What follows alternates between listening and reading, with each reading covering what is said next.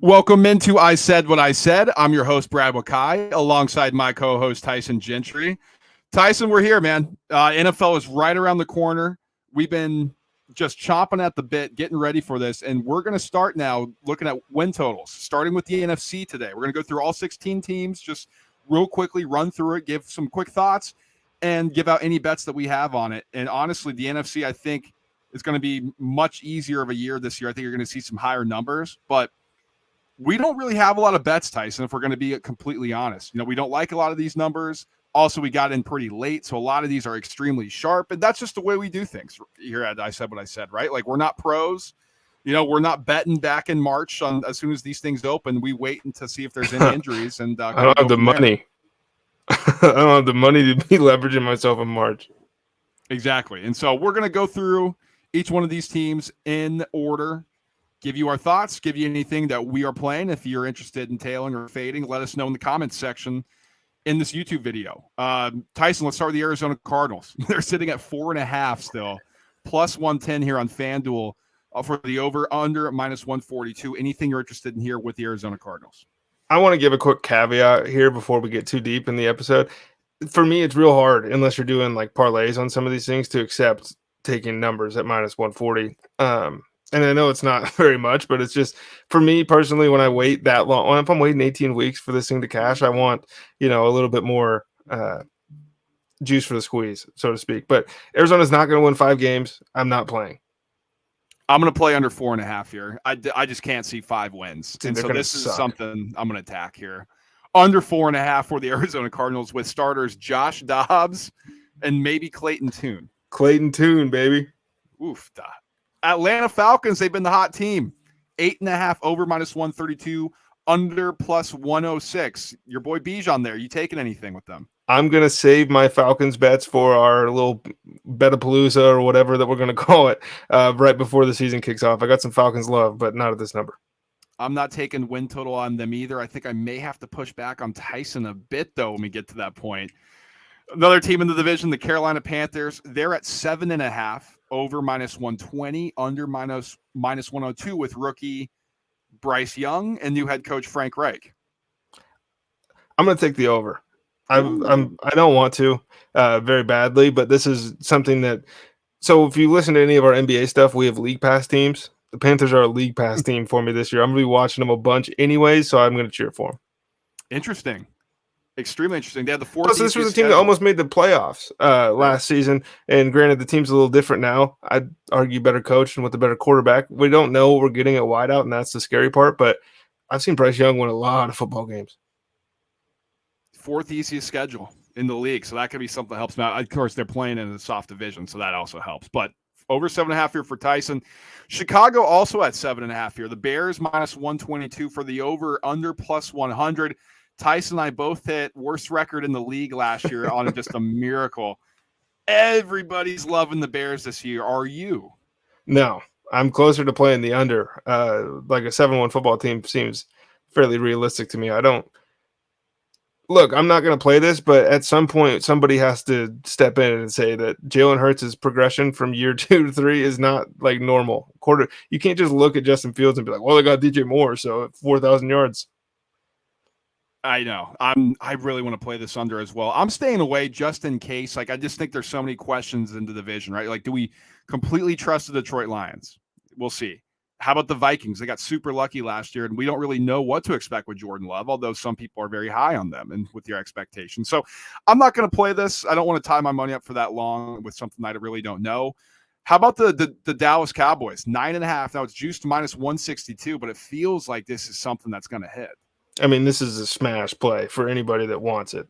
You can see the jersey behind me. For those of you on YouTube, you can check out Filthy, a Philadelphia Eagles podcast. That's PHILTHY. I will not be playing any Cowboys.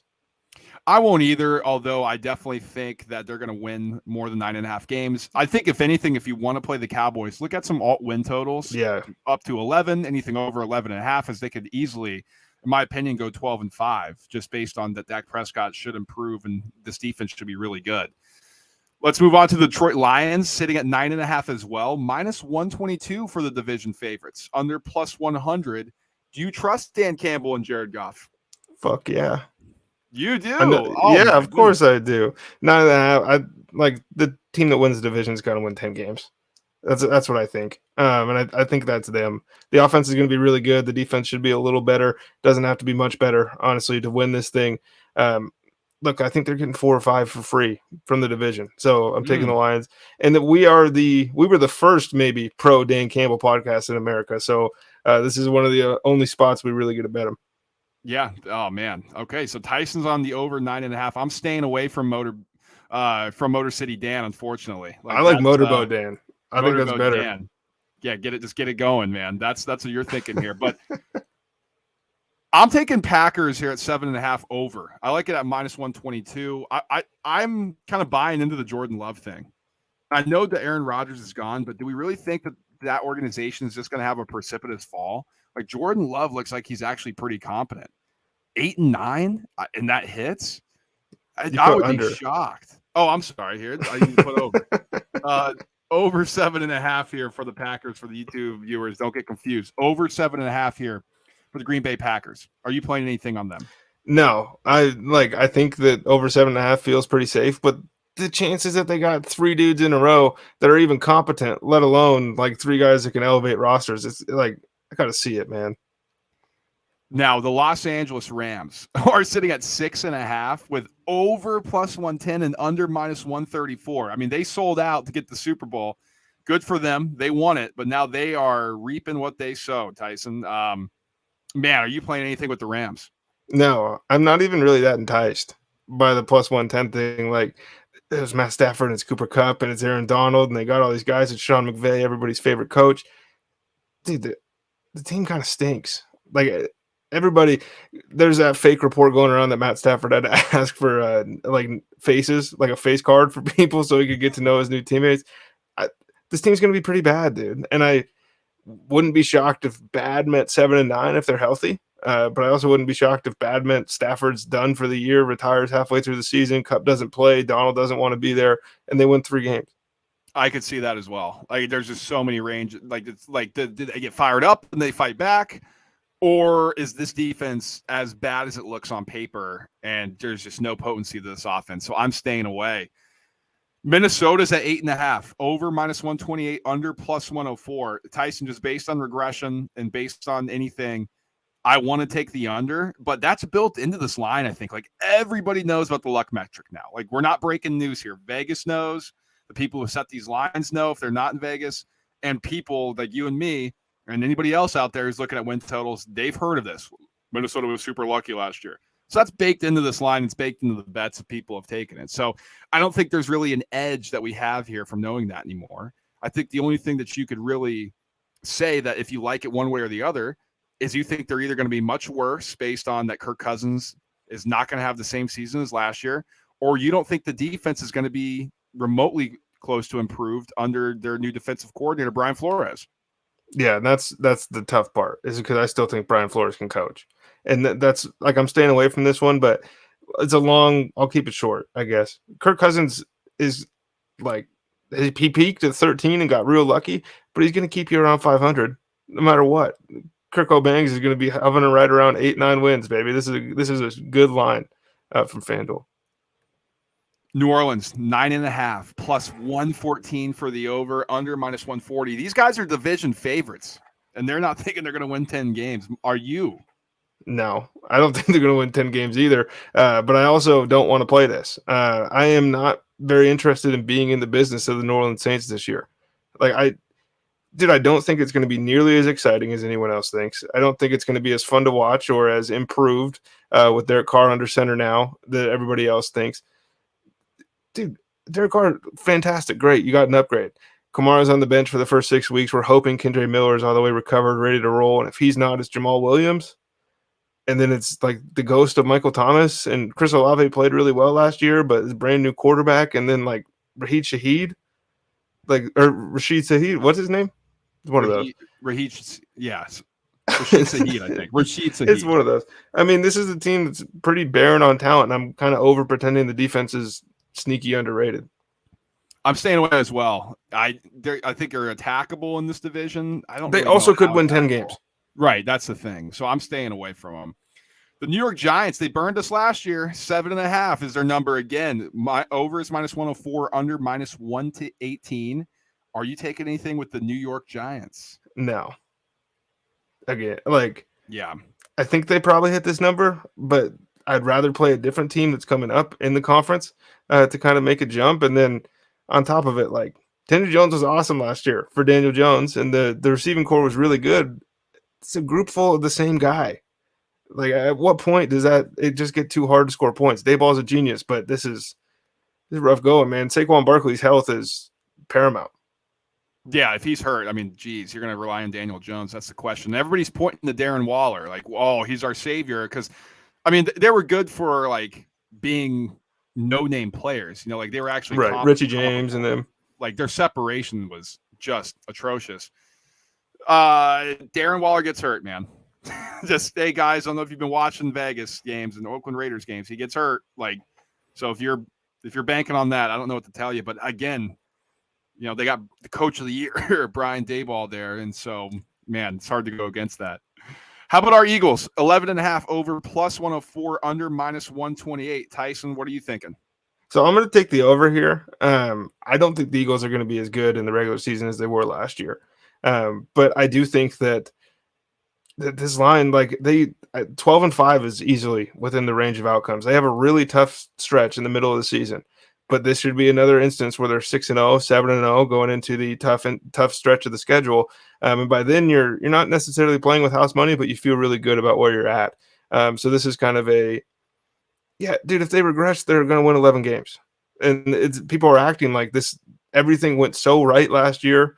This was a 9-win football team that caught lightning in a bottle. This is the best roster in the league. And so to me, the chances they win 12 or more are better than them hovering right around 10. Yeah, I'm with you. 11.5. Now, we're both Eagles fans, so, like, okay, homers, whatever. You're right a little bit. Yeah, they have the 13th easiest strength of schedule based on the Vegas forecasted win totals, and that's supposed to be a first-place schedule, right? And so they're going to have some wins, and also, you know, they're just better than a lot of teams in this league. And if they do go 12-5, which is a regression, Tyson, we still hit this number. I think for sure we're looking at 13 games, at least an opportunity to win 13 games. I do think they'll get tripped up at some point, but I like Philadelphia's over here for plus money. Now, San Francisco sitting at 10.5 over, -162, under, +132. Are you backing any money and putting any money on Brock Purdy?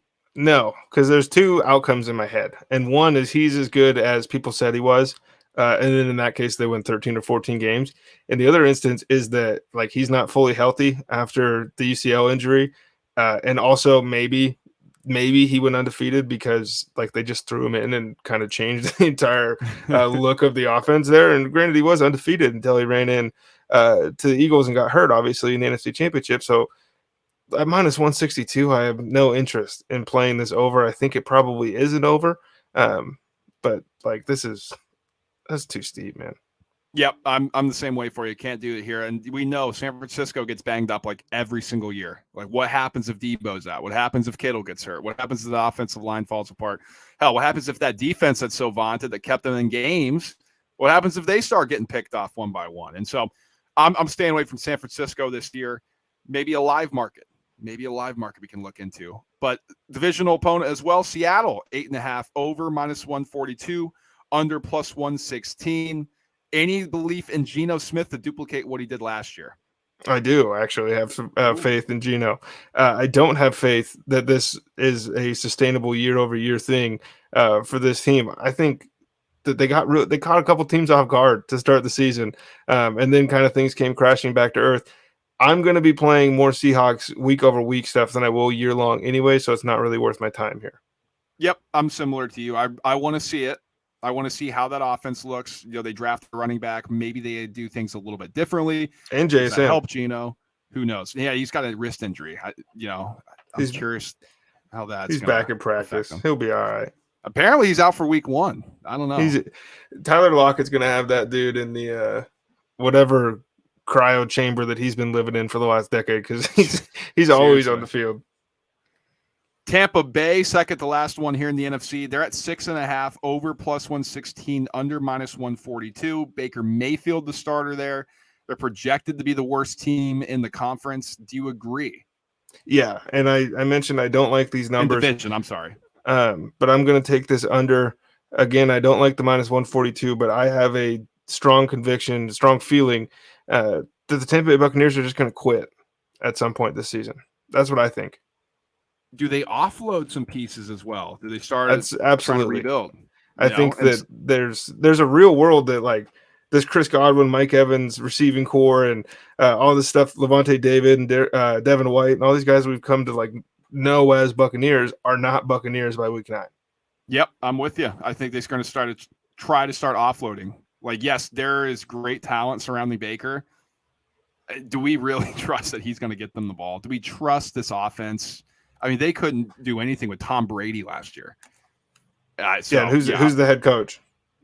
Todd Bowles. How many times Todd Bowles hit overs for us?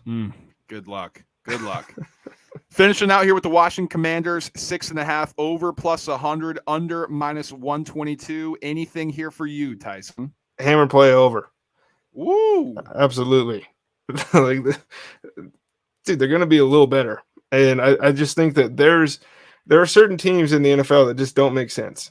Like, you can't evaluate them. You can't really look at them on paper and say this is what they're going to be. And it just so happens like 3 or 4, like the entire division of the NFC East just happens to be those guys. And I think Washington, like Eric Bieniemy is going to – that offense has to be at least a little better. Like, even with Sam Howell, he might be worse than Carson Wentz. It doesn't mean the offense as a whole is going to be worse. I expect Jahan Dotson to play a lot more. Obviously, he missed like all of last season or most of it after his kind of electric start there. Terry's hurt right now. Shouldn't really matter. This is a team that I think, like, at worst, I think Washington hovers around 500. Like, it's Ron Rivera, dude. They're going to win 8 games. He could get fired. I'm taking over 6.5 here, Tyson. Just listen, mainly because of the offensive upside. Like, we don't know. Like, it could be a disaster with Bieniemy. Like, because he's calling plays on his own. It's a way different talent pool he's working with. And this offensive line looks to be just in shambles. But if they can figure that out and the defense keeps them in the game, listen, 7 wins, I don't know, especially at a plus money number. And we know the NFC East gets wonky. Like, why? Dude, they might win the fucking division. Right. Happens. Some crazy stuff happens every single year in this division. So I'm with you. Over 6.5 here. And that's going to do it for our NFC win totals bets. We have AFC coming up next. And like Tyson said, we're going to have all of our future plays, divisions, conferences, and Super Bowl predictions coming out in a future episode. We'll talk to you guys then. Peace.